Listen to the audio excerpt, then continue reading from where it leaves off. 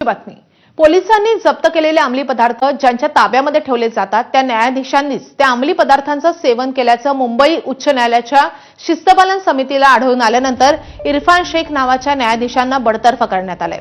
मात्र न्यायाधीशांनी जर खरंच अंमली पदार्थांचं सेवन केलं होतं तर फक्त बडतर्फीची कारवाई का करण्यात आली आहे? इतर आरोपींना जशी अटक होते तशी अटक इरफान शेख यांना का झाली नाही असा प्रश्न आता उपस्थित होत आहे। खुद्द न्यायाधीशांनीच अंमली पदार्थांचं सेवन करण्याचा हा प्रकार मुंबईतील बहुचर्चित कॉर्डेलिया क्रूज प्रकरणाशी संबंधित आहे। फिल्म स्टार शाहरुख खानचा मुलगा आर्यन खानला त्यावेळी एनसीबीचे प्रमुख असलेल्या समीर वानखडेंच्या टीमनं कॉर्डेलिया क्रूजवरून अटक केली होती।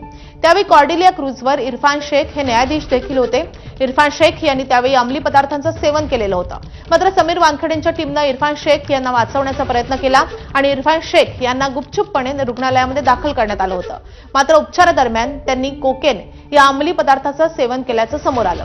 माहिती अधिकार कार्यकर्ते केतन तिरोडकर यांनी इरफान शेख यांच्या चाचण्यांचे रिपोर्ट मिळवून त्यांच्यावर कारवाईची मागणी करणारी याचिका मुंबई उच्च न्यायालयामध्ये दाखल केलेली होती।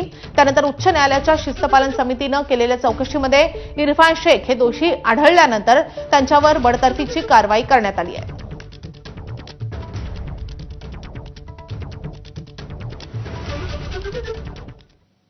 दरम्यान या गंभीर प्रकरणामध्ये एबीपी माझानं काही सवाल उपस्थित केले।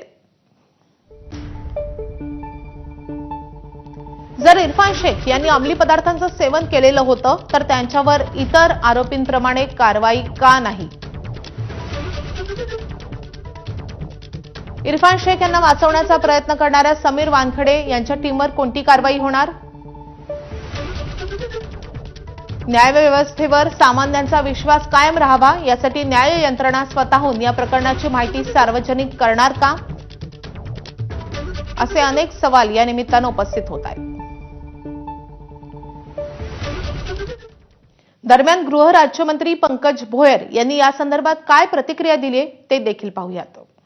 प्रशासनाद्वारे पोलीस प्रशासनाने त्या ठिकाणी सखोल चौकशी चालू आहे आणि जे कोणी याच्यामध्ये दोषी असतील त्यांच्यावर कारवाई करणार। मादक पदार्थाच्या स्टोरेज संदर्भात पुढे एक काळजी घेतली जाईल तशा प्रकारच्या सूचना दिल्या जाईल। या संदर्भात माननीय मुख्यमंत्री महोदय आणि महाराष्ट्र शासन अतिशय गंभीर असून नवीन कायदे देखील आपण त्याच्यामध्ये तयार करतो आहे जेणेकरून याच्यामधून कुणीही सुटणार नाही। वळूयात पुढच्या बातमीकडे। निलेश घायवळनं नगरचा पत्ता वापरून 23 डिसेंबर 2019ला पासपोर्ट मिळवण्यासाठी अर्ज केलेला होता। त्याच दिवशी त्याची पत्नी आणि मुलाने देखील पुण्यातील पत्ता वापरून पासपोर्ट मिळवण्यासाठी अर्ज केला।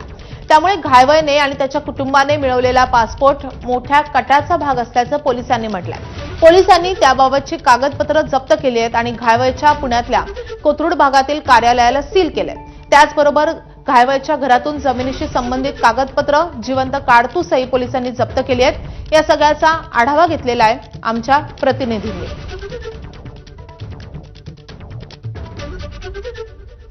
निलेश घायवळनी नगरच्या पत्त्यावरती 23 डिसेंबर 2019ला पासपोर्ट मिळवण्यासाठी अर्ज केला आणि त्याच दिवशी त्याची बायको आणि त्याच्या मुलांनी पुण्यातील पत्त्यावरून पासपोर्ट मिळवण्यासाठी अर्ज केला। त्यामुळे घायवळ आणि त्याच्या पत्नीने मुलाने मिळवलेला हा पासपोर्ट एका मोठ्या कटाचा भाग असल्याचं पोलिसांनी म्हटलंय आणि या दृष्टीने तपास करताना पुणे पोलिसांनी निलेश घायवळच्या घरातून आणि त्याच्या इथल्या या कार्यालयातून काही कागदपत्र जप्त केली आहेत।